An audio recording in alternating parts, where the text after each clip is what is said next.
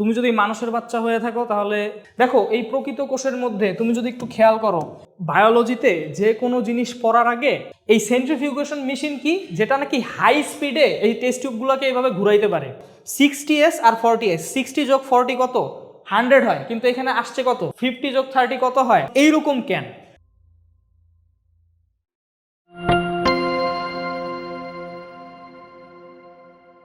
হেই everyone, আসসালামু আলাইকুম। আমার নাম রাজিন, আর আজকে আমরা পড়ব রাইবোজোম নিয়ে। আচ্ছা, তুমি যদি মানুষের বাচ্চা হয়ে থাকো তাহলে তোমার শরীরে এখন প্রায় 20,000 ধরনের প্রোটিন আছে, এবং এইখানে এমন কোনো প্রোটিন নাই যেটা নাকি তোমার বডিরই কোনো একটা রাইবোজোম সিনথেসিস করে নাই। অর্থাৎ তোমার বডির সকল প্রোটিন এই রাইবোজোম দিয়ে সিনথেসিস হয়। সো রাইবোজোমকে বলা হয় the protein factory of the cell. এখন আমরা রাইবোজোম নিয়ে একটু ডিটেলসে পড়ব। বায়োলজিতে যে কোনো জিনিস পড়ার আগে যেই জিনিসটা পড়তেছো ওইটার ওয়ার্ডের মিনিংটা ভেঙে ফেলো, তাহলে দেখবা অর্ধেক পড়া শেষ। ঠিক আছে, দেখো এখানে কি আছে? রাইবোজোম। রাইবোজোম ওয়ার্ডটাই কিন্তু দুইটা সেলেবল আছে বা দুইটা পার্ট আছে, একটা হলো রাইবো আর একটা হলো সোম। দেখো রাইবো কথাটা আসছে রাইবো নিউক্লিক অ্যাসিড বা আরএনএ থেকে, ঠিক আছে। আর সোম কথাটা আসছে সোমা থেকে। সোমা মানে বডি বা কোনো একটা স্ট্রাকচার। তো রাইবোজোম দেখলেই বুঝতে পারতেছো যে রাইবোজোম হলো কোনো একটা স্ট্রাকচার যেটা নাকি রাইবো নিউক্লিক অ্যাসিড বা আরএনএ দিয়ে গঠিত। তার মানে রাইবোজোমের মধ্যে কি আছে? আরএনএ আছে। এটা আমরা সামনে আরো একটু ডিটেলস দেখব, কোনো সমস্যা নাই। আচ্ছা, এখন আমাদের জানতে হবে যে রাইবোজোমের অ্যাকচুয়াল লোকেশনটা কই সেলের মধ্যে, মানে এটারে কই পাওয়া যায়। এখন দেখো এটা হলো আমাদের একটা প্রাণী কোষ, একটা ইউক্যারিওটিক সেল বা প্রকৃত কোষ। দেখো এই প্রকৃত কোষের মধ্যে তুমি যদি একটু খেয়াল করো, এই যে এখানে যে দানা দানা পদার্থগুলো দেখতেছো, এই দানা দানা পদার্থগুলো নাথিং বাট রাইবোজোম। এগুলো রাইবোজোম ছাড়া আর কিছুই না। এই যে দানা দানা দেখতেছো, সব দানা দানাগুলো কি? রাইবোজোম। ঠিক আছে। আচ্ছা, এখন দেখো কিছু কিছু রাইবোজোম তুমি দেখতেছো যেটা নাকি এন্ডোপ্লাজমিক রেটিকুলামের সাথে যুক্ত হয়ে আছে। এন্ডোপ্লাজমিক রেটিকুলাম কি ভাইয়া? অলরেডি সহজ একাডেমির ভিডিও এন্ডোপ্লাজমিক রেটিকুলামের বের হয়ে গেছে। এন্ডোপ্লাজমিক রেটিকুলাম হলো এই যে দেখো নিউক্লিয়াসের এইখানে এই যে রেটিকুলাম মানে হইলো জালিকা। দেখো নিউক্লিয়াসকে ঘিরে এই যে নীল কালারের এই যে জালকের মতো যে অংশটা দেখতেছো, এই পুরাটা হইলো এন্ডোপ্লাজমিক রেটিকুলাম। দেখো এইখানে যদি তুমি একটু খেয়াল করো তাহলে কিছু কিছু রাইবোজোম দেখো এন্ডোপ্লাজমিক রেটিকুলামের গায়ে লাগানো আছে, আবার কিছু কিছু রাইবোজোম দেখো মুক্তভাবে সেলের সাইটোপ্লাজমে ভাসতেছে। এটা কি খেয়াল করছো? যেই সব রাইবোজোম এন্ডোপ্লাজমিক রেটিকুলামের গায়ে লাগানো থাকে ওগুলোকে বলে সংযুক্ত রাইবোজোম, আর যেগুলো নাকি সেলের সাইটোপ্লাজমে মুক্তভাবে ভাসমান থাকে ওই রাইবোজোমগুলোকে বলে মুক্ত রাইবোজোম। এখন খেয়াল করো, তার মানে রাইবোজোম কোষের মধ্যে দুইটা অবস্থায় থাকতে পারে। একটা হলো এন্ডোপ্লাজমিক রেটিকুলামের সাথে যুক্ত অবস্থায়, আরেকটা হলো এন্ডোপ্লাজমিক রেটিকুলামের সাথে অযুক্ত অবস্থায় বা সাইটোপ্লাজমে মুক্ত অবস্থায়। এখন যদি তুমি একটু খেয়াল করো, একটা রাইবোজোমটা যদি আমি জুম করে বড় করে এভাবে দেখাই, দেখো রাইবোজোমটা দেখতে হলো এরকম লাগবে। তুমি যদি একটু খেয়াল করো রাইবোজোমটাকে, দেখো রাইবোজোম একটা কিসের মতো লাগতেছে? এটার একটা দানা বা কণার মতো লাগতেছে। এর আশেপাশে কিন্তু কোনো বাউন্ডারি বা মেমব্রেন নাই, আছে? মানে কোনো ঝিল্লি আছে না, এটা জাস্ট একটা দানা বা একটা কণার মতো, একটা কণার মতো। আচ্ছা, তাহলে রাইবোজোম হলো এমন একটা অঙ্গাণু যার আশেপাশে কোনো ঝিল্লি বা মেমব্রেন নাই, তাহলে এটা কি একটা নন মেমব্রেনাস বা ঝিল্লিবিহীন অঙ্গাণু।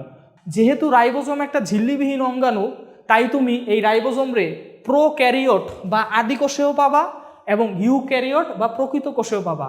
কারণ কি ভাইয়া? আদিকোষের বৈশিষ্ট্য, প্রোক্যারিওটে আমরা কি পড়ছিলাম? আদিকোষের বৈশিষ্ট্য কি ছিল? আদিকোষ হলো এমন একটা কোষ যেই কোষের মধ্যে কোনো ঝিল্লিবদ্ধ অঙ্গাণু পাওয়া যায় না। তার মানে আদিকোষের মধ্যে যত অঙ্গাণু আছে সব কি হইতে হবে? ঝিল্লিবিহীন। ইভেন আদিকোষের যে ডিএনএ আছে, এই ডিএনএর বাইরে কিন্তু কোনো নিউক্লিয়ার মেমব্রেন নাই, কোনো ঝিল্লি নাই, তাই না? তাই ডিএনএটা মুক্তভাবে সাইটোপ্লাজমে ছড়ানো থাকে। অর্থাৎ আদিকোষের মধ্যে কোনো ঝিল্লিবদ্ধ অঙ্গাণু পাওয়া যায় না। ভাইয়া রাইবোজোমের কি কোনো ঝিল্লি আছে? অ্যান্সার হইল না। তাহলে রাইবোজোম কি? অবশ্যই আদিকোষে থাকতে পারে। আবার খেয়াল করো প্রকৃত কোষ, প্রকৃত কোষে ভাইয়া ঝিল্লিবদ্ধ অঙ্গাণুগুলোও থাকে, আবার ঝিল্লিবিহীন অঙ্গাণুগুলোও থাকে। তো প্রকৃত কোষে ইজিলি রাইবোজোম থাকতে পারে। আচ্ছা, আদিকোষ আর প্রকৃত কোষ দুটোর মধ্যেই রাইবোজোম থাকলেও আদিকোষ আর প্রকৃত কোষের রাইবোজোমের মধ্যে কিন্তু একটু ডিফারেন্স আছে। ডিফারেন্সটা কি? আদিকোষের রাইবোজোমকে বলে ভাইয়া 70S রাইবোজোম। আদিকোষ মানে ব্যাকটেরিয়া, ব্যাকটেরিয়া অ্যাকচুয়ালি আদিকোষ ছাড়া আর কিছুই না। তো দেখো আদিকোষের রাইবোজোমকে বলে 70S রাইবোজোম, আর প্রকৃত কোষের রাইবোজোমকে বলে 80S রাইবোজোম। এই এস জিনিসটা কি আমি পরে আসতেছি। বাট তোমরা জেনে রাখো যে আদি কোষের রাইবোজোম আর প্রকৃত কোষের রাইবোজোমের মধ্যে স্ট্রাকচারালি বা গঠনগতভাবে কি আছে, পার্থক্য আছে। এবং এই পার্থক্য থাকার কারণে কিন্তু মানব জাতি এটার বিশাল একটা অ্যাডভান্টেজ নিছে। অ্যাডভান্টেজটা কি? দেখো, আমরা যখন ব্যাকটেরিয়া দ্বারা আক্রান্ত হই তখন আমাদের কি রোগ হয়, ব্যাকটেরিয়াল ইনফেকশন হয়। আচ্ছা, ব্যাকটেরিয়াল ইনফেকশন হলে আমরা ব্যাকটেরিয়ার বিরুদ্ধে কি খাই, অ্যান্টিবায়োটিক খাই। এই অ্যান্টিবায়োটিকগুলো কি করে ভাই জানো, রাইবোজোম, এই যে 70S রাইবোজোমকে স্পেসিফিক্যালি টার্গেট করতে পারে, অর্থাৎ স্পেসিফিক্যালি 70S রাইবোজোমকে নিষ্ক্রিয় করে দিতে পারে, 80S রাইবোজোমকে সে ধরে না। ঠিক আছে, যেহেতু 80S রাইবোজোম আর 70S রাইবোজোম গঠনগতভাবে ভিন্ন, তাই সে স্পেসিফিক্যালি 70S রাইবোজোমকেই টার্গেট করতে পারে। ঠিক আছে, যার কারণে দেখো এই ব্যাকটেরিয়ার মধ্যে কোনটা থাকে, 70S না 80S? ব্যাকটেরিয়া কি প্রোক্যারিওট, মানে আদিকোষে কোনটা থাকবে, 70S। তাহলে দেখো সে ব্যাকটেরিয়ার 70S রাইবোজোমকে নিষ্ক্রিয় করে দেয়।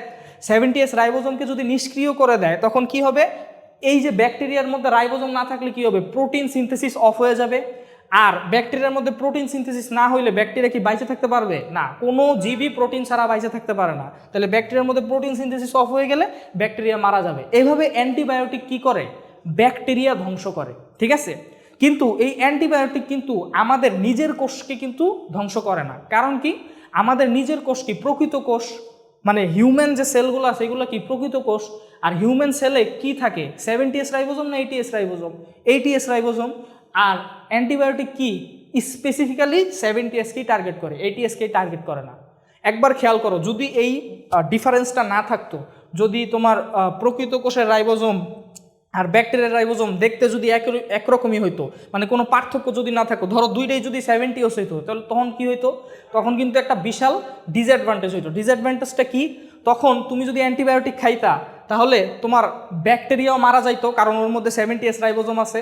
আবার তখন তোমার নিজের সেলও মারা যাইতো, কারণ নিজের সেলও কি 70S রাইবোজোম থাকতো তখন, যদি আর কি কোনো ডিফারেন্স না থাকতো। আচ্ছা, এখন আমরা একটু আগাই। আচ্ছা দেখো, এই জায়গায় আমরা 70S আর 80S নিয়ে কথা বলতেছি। এখানে কিন্তু এস কথাটা আছে, এস দিয়ে কি বোঝায়? দেখো ভাইয়া, এস হইলো অ্যাকচুয়ালি ভাইয়া ভেদবার্গ ইউনিট, বা এটা একটা একক। এটা কিসের একক? এটা হলো তলানিকরণের একক। ঠিক আছে, তলানিকরণের একক। দেখো, বিভিন্ন পরিমাপের কিন্তু একক থাকে, যেমন দৈর্ঘ্যের একক কি, মিটার, তাই না? আচ্ছা, তেমনি তলানিকরণেরও একটা একক আছে। তলানিকরণের এককের নাম কি, মানে তলানিকরণ না তো, তলানিকরণের হারের এককের নাম, তলানিকরণের হারের এককের নাম কি, ভেদবার্গ একক। ঠিক আছে, খেয়াল করো, যদি দৈর্ঘ্যের পরিমাণ বেশি হয় তাহলে দৈর্ঘ্যের একক মিটারের পরিমাণ বেশি হবে। যেমন 10 মিটার দৈর্ঘ্য 5 মিটার দৈর্ঘ্যর থেকে কি হবে, বেশি হবে। তেমনি কোনো একটা কণার যদি তলানিকরণের হার বেশি হয়, মানে ওইটা যদি দ্রুত তলানি পড়ে, তাহলে ওর ভেদবার্গ একক কি হবে, বেশি হবে, তাই না? তাহলে আমার একটা অ্যান্সার দাও তো, এই 70S আর 80S, এস যদি এইখানে হয় তলানিকরণের হারের একক, তাহলে এই 70S আর 80S এর মধ্যে কে দ্রুত তলানি পড়বে? অ্যান্সার হলো 80S, কারণ এর তলানিকরণের হার কি, বেশি। এর তলানিকরণের হার হলো 80, তার মানে দ্রুত তলানি পড়বে। আর এর তলানিকরণের হার হলো 70, তার মানে এ অত দ্রুত তলানি পড়বে না। কে আগে তলানি পড়বে? যে 80 সে হলো আগে তলানি পড়বে, কারণ ওর নাম্বারটা বেশি, ওর এককের পরিমাণটা বেশি। যেমন দৈর্ঘ্যের ক্ষেত্রে কে বড়, যেটা 10 মিটার ওইটা 5 মিটারের থেকে বড়, তেমনি তলানিকরণ কার আগে হবে, যে নাকি 80 তার আগে হবে, আর যে নাকি 70 তার হলো পরে হবে। তলানিকরণের প্রক্রিয়া এটা আমরা একটু দেখি। ঠিক আছে, খেয়াল করো, প্রথমে আমরা টেস্ট টিউবে মৃত কোষের দ্রবণ নেই। এই মৃত কোষের দ্রবণকে আমরা একটা সেন্ট্রিফিউগেশন মেশিনে রাখি। এই সেন্ট্রিফিউগেশন মেশিন কি, যেটা নাকি হাই স্পিডে এই টেস্ট টিউবগুলোকে এইভাবে ঘুরাইতে পারে। এখন হাই স্পিডে যখন এই টেস্ট টিউবগুলোকে এইভাবে ঘুরাবা তখন কি হবে, তখন এই টেস্ট টিউবের মধ্যে যে ভারী যে পদার্থগুলো আছে এগুলো দ্রুত কি নিচে নেমে যাবে। আমরা কিন্তু ব্লাডের সেন্ট্রিফিউগেশন করি, ব্লাডের সেন্ট্রিফিউগেশন করে কিন্তু আমরা এরকম একটা অবস্থা পাই। দেখো, নিচের দিকে সব রেড ব্লাড সেলগুলো জমা হয়, কারণ কি রেড ব্লাড সেল একটু ভারী, তাই ভারী পদার্থগুলো নিচের দিকে সেডিমেন্ট হয় বা জমা হয়। তো এইভাবে হইলো আলট্রা সেন্ট্রিফিউগেশন বা তলানিকরণের প্রক্রিয়া। এখন একটু খেয়াল করো, ধরো 70S আর 80S রাইবোজোম তুমি একটা টেস্ট টিউবে নিলা এবং ওইটারে সেন্ট্রিফিউগেশন করলা। সেন্ট্রিফিউগেশন মানে কি, এরকম হাই স্পিডে ঘুরাবা, এবং এইরকম হাই স্পিডে ঘোরানোর কিছুক্ষণ পর তুমি দেখবা যে এই 70S আর 80S এর মধ্যে 80S রাইবোজোমটা কি দ্রুত তলানি পড়ছে। দ্রুত তলানি পড়ার কারণ কি, এটার ভেদবার্গ ইউনিট কি বেশি, এটা যেহেতু 80s তাই এটার ভার বেশি, তাই এটা দ্রুত কি হয়েছে, তলানি পড়ছে।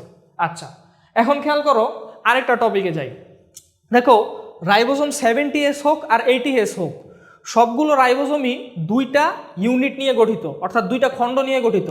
একটা খণ্ড হইলো বড় খণ্ড বা লার্জার ইউনিট, আরেকটা খণ্ড হইলো ছোট খণ্ড বা স্মলার ইউনিট। ঠিক আছে, এখন খেয়াল করো 80s আর 70s রাইবোজোমের এই বড় খণ্ড আর ছোট খণ্ড দুইটা যদি তুমি আলাদা করো, তাহলে তুমি খেয়াল করবা 80s রাইবোজোম হইলো 60s আর 40s দুইটা খণ্ড নিয়ে গঠিত, আর 70s রাইবোজোম হলো 50s আর 30s এই দুইটা খণ্ড নিয়ে গঠিত। তুমি যদি একটু খেয়াল করো 60s আর 40s এই দুটাকে যোগ করলে আমরা কি পাই, এই দুটাকে আমরা যোগ করলে কি পাই, পাওয়ার কথা ছিল 100 কিন্তু পাইলাম কি 80। আচ্ছা, আরেকটা বিষয় এখানে লক্ষ্য করার মতো, নর্মালি কোষে রাইবোজোম কি অবস্থায় থাকে, নর্মালি কিন্তু কোষে এই টুকরোগুলা বা এই সাব ইউনিটগুলো আলাদা আলাদা থাকে। যখন নাকি কোষের প্রোটিন সিনথেসিসের দরকার হয় তখনই এই সাব ইউনিটগুলো একত্রে মিলিত হয়। ঠিক আছে, তো নর্মালি কি হয়, নর্মালি কোষের মধ্যে ধরো 60s আর 40s আলাদা আলাদাভাবে থাকে, আবার 50s আর 30sও আলাদা আলাদাভাবে থাকে। যখন নাকি এরা প্রোটিন সিনথেসিস করবে তখন এই 60s আর 40s একত্রে যুক্ত হয়ে 80s তৈরি করে, আর 50s আর 30s একত্রে যুক্ত হয়ে 70s তৈরি করে। এখন তুমি একটু খেয়াল করো 60s আর 40s, 60 যোগ 40 কত, 100 হয়, কিন্তু এখানে আসছে কত 80s।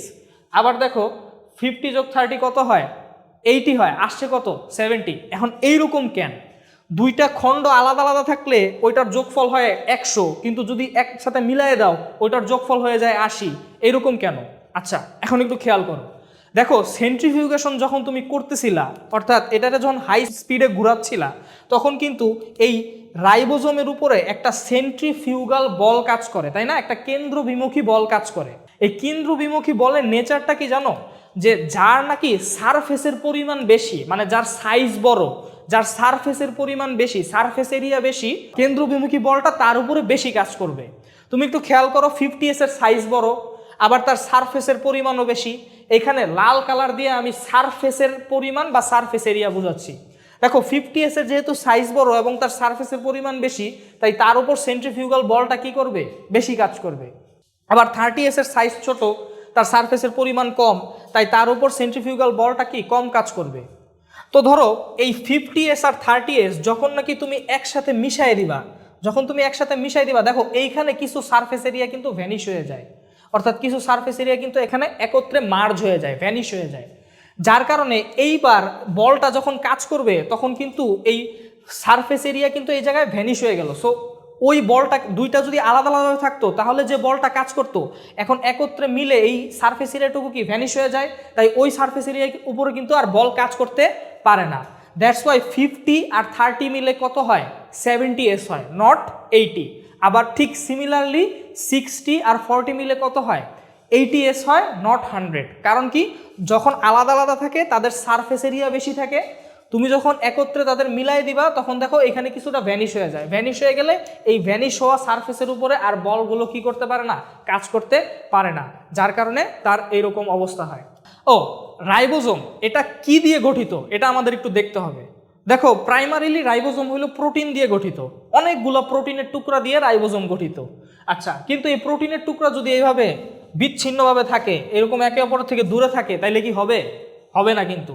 তাই এই প্রোটিনের টুকরাগুলো কি কাছাকাছি আনতে হবে। কাছাকাছি আনতে হলে তোমার কি করা লাগবে, একটা রশি দিয়া প্রোটিনের টুকরাগুলোকে বাইরে দিবা। সেই রশিটা কি, সেই রশিটা হলো আরএনএ। তার মানে বুঝতেই পারতেছো আরএনএ কি সূত্রাকার না, রশির মতো। তাহলে দেখো, তাহলে বুঝতেই পারতেছো যে প্রোটিনের টুকরাগুলা দিয়ে রাইবোজোম গঠিত, এবং এই প্রোটিনের টুকরাগুলোকে একত্রে রাখার জন্য আরএনএ একটা রশি হিসেবে কাজ করে, যেই রশি নাকি এই প্রোটিনের টুকরাগুলোকে বেঁধে একত্রে রাখে। ঠিক আছে, তাহলে দেখো রাইবোজোম হলো আরএনএ ও প্রোটিন দিয়ে গঠিত।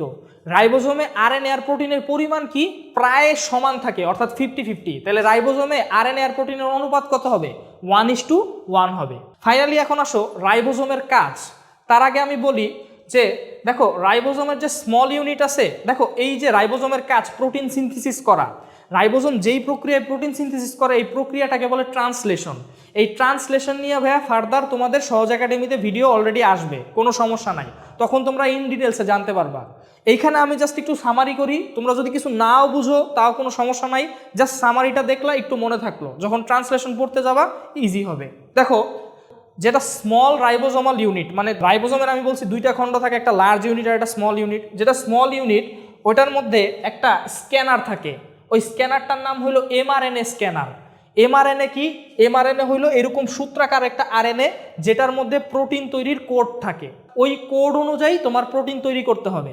এখন ওই কোডটাকে তো পড়তে হবে, স্ক্যান করতে হবে। এই কোডটাকে পড়ে কে?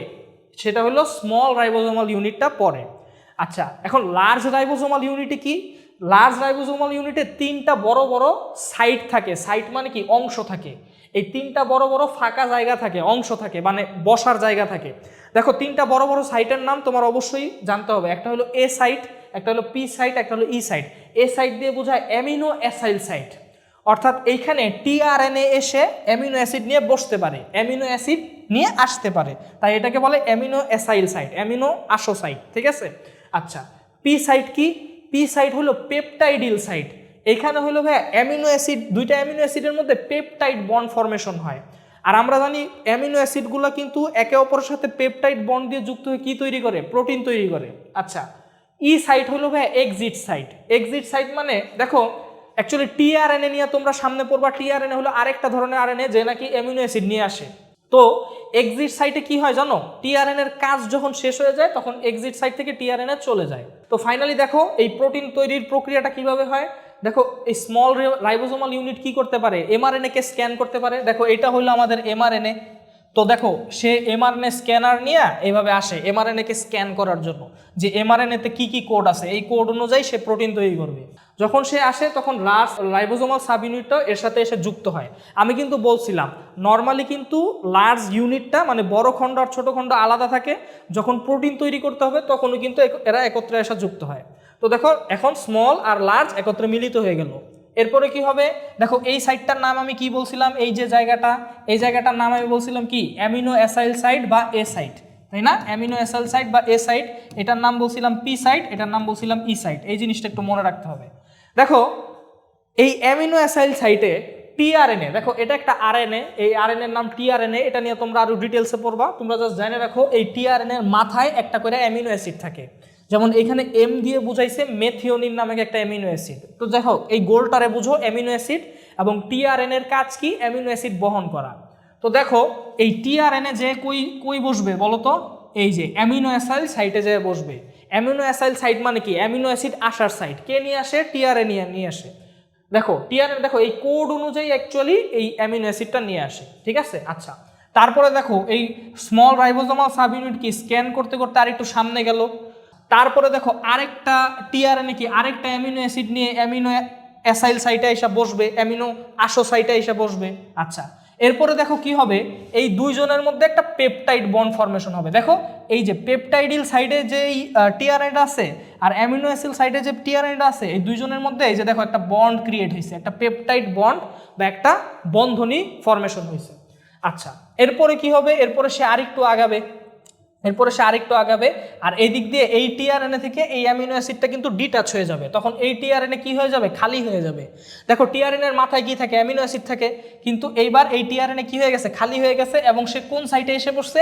এক্সিট সাইটে এসে পড়ছে। এবার সে এক্সিট সাইট থেকে বিদায় নেবে। ফার্দার এইরকম আরও টিআরএনএগুলো এসে এখানে যুক্ত হবে, এখানে পেপটাইড বন্ড ক্রিয়েট হবে। সিমিলারলি আবার সে স্ক্যান করতে করতে সামনে আসবে, এক্সিট সাইডে যখন আসবে তখন এক্সিট সাইড থেকে চলে যাবে, আবার একটা টিআরএনএ আসবে। এভাবে যতক্ষণ এই প্রসেসটা চলতে থাকবে একটার পর একটা অ্যামিনো অ্যাসিড একটার পর একটা যুক্ত হইতে থাকবে। যুক্ত হইতে হইতে ফাইনালি সে কি তৈরি করবে? অনেকগুলো অ্যামিনো অ্যাসিডের সমষ্টি কি? প্রোটিন। সে ফাইনালি অনেকগুলো প্রোটিন তৈরি করতে পারবে। এখন খেয়াল করো, লাস্টে একটা অ্যানিমেশন দেখাই। দেখো এটা হলো স্মল রাইবোজোমাল সাব ইউনিট, সে কি করতেছে? এমআরএনএ কে রিড করতেছে। আর দেখো লার্জ রাইবোজোমাল সাব ইউনিটে টিআরএনএ এসে বসতেছে এবং একটার পর একটা অ্যামিনো অ্যাসিড লাগায় কি তৈরি করতেছে? প্রোটিন তৈরি করতেছে। ঠিক আছে? তো ফাইনালি এতটুকুই ছিল রাইবোজোম নিয়ে আমাদের ভিডিও। নেক্সট ক্লাসে দেখা হবে ইনশাআল্লাহ।